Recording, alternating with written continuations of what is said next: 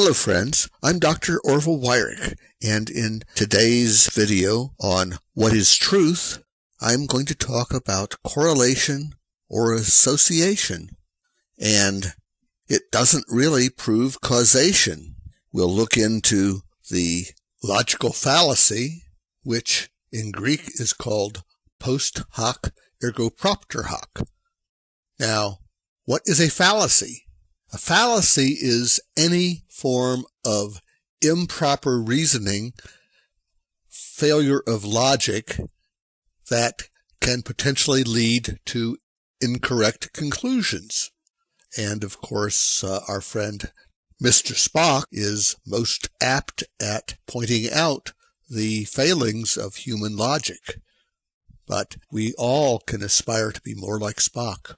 And then we'll consider, does the rooster crowing cause the sun to rise? And we'll look at the superstitious chicken dance and magical reasoning. And we'll present some applications to medical science. So stay tuned. I think it's going to be a really great video today. Is this whole idea of correlation, because you have to understand how science works in order to interpret all the, quote, scientific news, unquote, that we're being bombarded with, often written by journalists who are not scientists and don't seem to really understand how to dig out the truth anymore. So I want to talk also about just some general topics about what is truth and how do you know what really is true, because it carries over into all the recommended treatments for heart disease. So let me talk a little bit about the truth. Now, my father was a truck driver, drove a truck for Allied for van lines for something like 50 years. But he was a well-studied man, and when I was a child, he taught me Latin.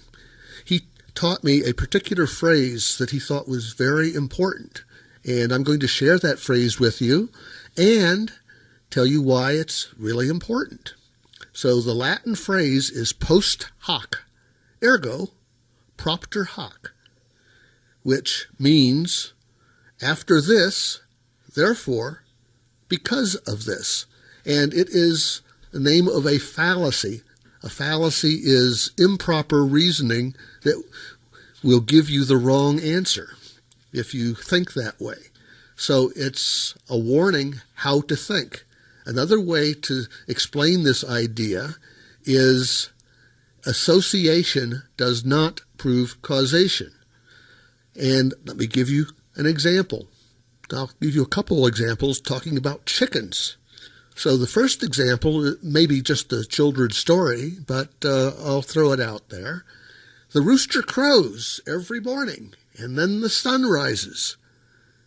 Did the rooster crowing make the sun rise? What do you think? That's a rhetorical question. Don't call me up and tell me that you think that the rooster didn't make the sun rise. I think that most people realize that the rooster crowing does not make the sun rise. It just happens to be a coincidence. But the first thing that happened was the rooster crowed, and then the sun came up. Fallacious thinking, post hoc ergo propter hoc thinking, would say, yeah, the rooster crowed first, and then the sun came up, so the rooster must have caused the sun to come up. And let's go back to medicine now. Why am I talking about this? Well, there have been studies that show that people that have high cholesterol are more likely to have heart attacks. High cholesterol first, then heart attack. Did the high cholesterol cause the heart attack? Well, maybe, but maybe the science doesn't really say that after all. Maybe it's just a logical fallacy. So let's go back to our critical thinking again. Let's talk about another story about chickens. And this is the superstitious chicken dance story. Psychologists have studied chickens. They're lab animals, and one of the experiments they do is they put a chicken in a cage. And every once in a while, the scientist pushes a button and a little chunk of corn falls down to feed the chicken. And the chicken doesn't know when the corn is going to appear. It just appears. But what happens is these chickens, they're doing something inside the cage. And whatever they're doing, when the piece of corn occurs, the chicken evidently thinks, what I was doing made the corn appear. So this is kind of magical thinking, superstitious thinking.